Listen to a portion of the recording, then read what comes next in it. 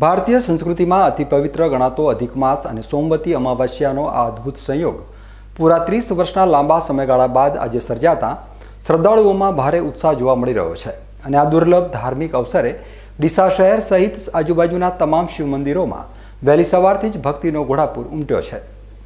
સામાન્ય રીતે દર 3 વર્ષે પુરુષોત્તમ માસ એટલે કે અધિક માસ આવતો હોય છે, પરંતુ અધિક માસની અમાવસ્યા સોમવારે જ આવે તેવો આ અદ્ભુત સંયોગ 30 વર્ષ પછી આવ્યો હોવાથી આજના દિવસનું ધાર્મિક મહત્વ અનેક ગણું વધી ગયું છે।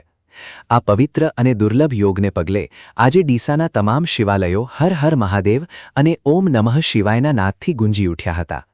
વહેલી સવારથી જ શિવ મંદિરોમાં ભક્તોની ભારે ભીડ જોવા મળી રહી છે, જ્યાં લોકો લાઇનમાં ઊભા રહીને ભોળાનાથના દર્શન કરી ધન્યતા અનુભવી રહ્યા છે।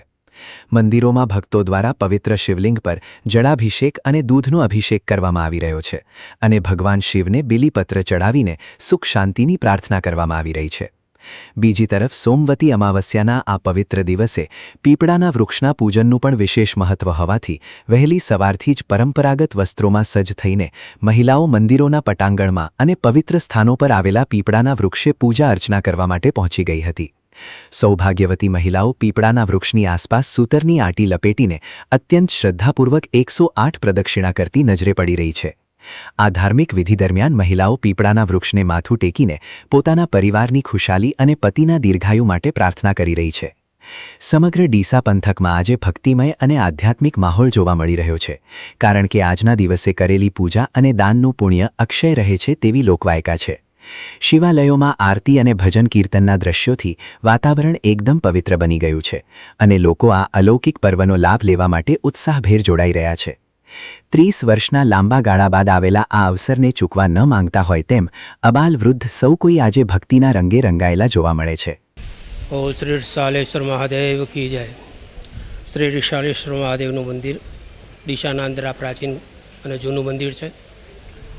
આજે સોમવતી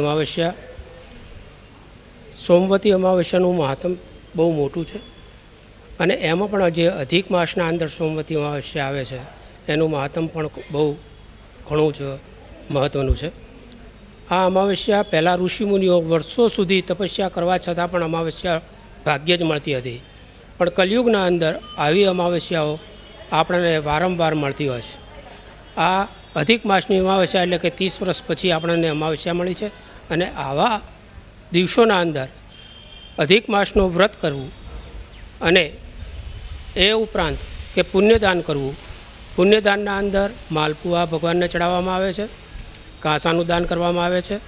એમ જ આ અમાવસ્યા સોમવતી અમાવસ્યાના કારણે પીપળે ભગવાન વિષ્ણુના પ્રદક્ષિણા આપી અને પોતે 108 ફેરા ફરી અને ભગવાનના દર્શન કરી અને પોતે ધન્યતા ઉજવે છે।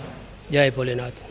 શ્રદ્ધા અને આસ્થાના ત્રિવેણી સંગમ સમાન સોમવતી અમાવસ્યાના પર્વે ડીસાના શિવ મંદિરોમાં ભક્તોએ દર્શન, પૂજન અને જળાભિષેક કરીને આખો દિવસ શિવ ભક્તિમાં લીન રહીને આ દુર્લભ ધાર્મિક સંયોગની ભક્તિભાવપૂર્વક ઉજવણી કરી હતી।